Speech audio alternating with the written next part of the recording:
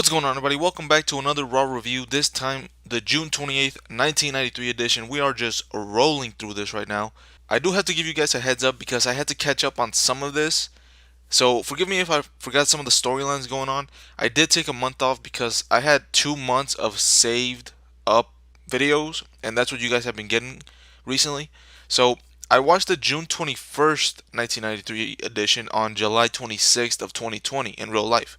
And I watched this June 28th edition on August 26th. So basically a month off I took in between the last review and this one. So I just want to give you guys a heads up there in case I forget something and you guys are like, "Wait, you didn't mention this or that or something." That's why. So with that being said, let's start with the review. The show starts off with an intercontinental title match between Kamala and Shawn Michaels. He comes out with his bodyguard again, who still doesn't have a name. For some reason, they were really high on the ring girl because they had her in like 3 other separate shots, more than they usually do, and I guess I don't blame them. Speaking of Shawn's bodyguard, Vince does give him a name, and of course, it is Diesel, as most of you know by now. Kamala hits a splash, but he does his spot where he pins him upside down. Then Diesel gets on the apron and distracts Kamala, allowing Michaels to kick him in the back of the head to get the win. So finally, a super kick for Shawn Michaels getting the job done.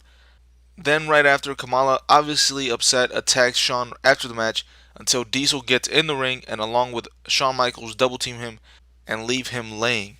The Stars and Stripes special gets hyped up for the 4th of July, where Yokozuna will let people try to body slam him on board of the USS Intrepid, which I believe is the name of the military ship. Vince McMahon brings them out to interview Mr. Fuji and Yokozuna to ask them about it. Basically, Fuji says he wants to humiliate all the American athletes because nobody will be able to slam Yokozuna. Then all of a sudden, Yokozuna gets the mic and he speaks perfect English. So far, I don't think he said anything besides a quick phrase like Hulkamania will die or bonsai in kind of a accent. I don't know if it's a Samoan or Japanese accent what he's going with or what he was going with. This was actually not a bad segment. They did what they needed to do to hype up the event. And they also had some of those people that were going to try to slam Yokozuna cut some promos in pre-recorded videos. And by the way, it wasn't just going to be wrestlers, it was also going to be sports athletes from around the US in NFL, NBA, NHL, all that kind of stuff. The Smoking Guns up next to take on some jobbers. They pick up a win with a double team move. I don't know what it's called. From now on, if they don't give a move a name, don't get mad at me.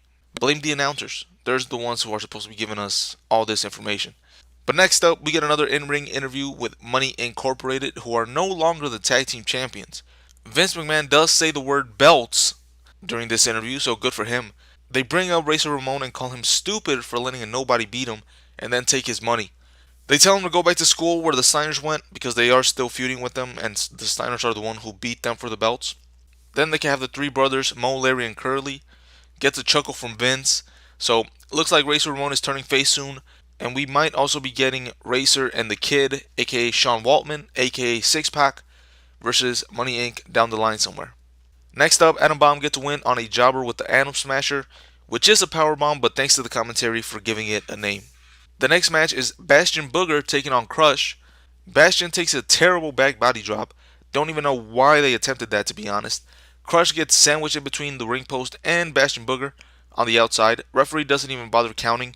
Crush is out there for a 100 count. Bastian applies a bear hug and immediately ends any interest I had in this match. Crush reverses it and eventually hits a suplex, then gets him up for 3 body slams and gets the win, foreshadowing the Stars and Stripes challenge and making us believe maybe Crush can pick up Yokozuna on the 4th. They also show a video of Macho Man in the New York Giants Stadium with Joe Morris. I think that's his name. I didn't catch it all the way when they said it, but he's going to be at the challenge as well to try and slam the WWF champion. But that does it for the show. Let's get to the awards.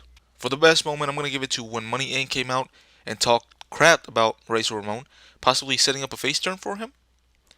The worst moment, I'm going to give that to Yokozuna speaking English. Like, what the fuck? You've just been lying to us that he couldn't talk for all this time? The worst match, I'm going to give that to Crush versus Bastian Booger. So many bad spots in this short match. Can't find any good in it. For the best match, I'm going to give it to Shawn Michaels and Kamala. Again, I'm trying to find one on every show, and for this episode, this one was probably the best match. For the wackest performer, that is going to be Bastian Booger. If you don't know who he is or why I'm saying that he's the wackest performer, Just Google him. Standout performer, I'm going to give that to Shawn Michaels. I guess nobody else really did anything special. He at least had a decent match with Kamala.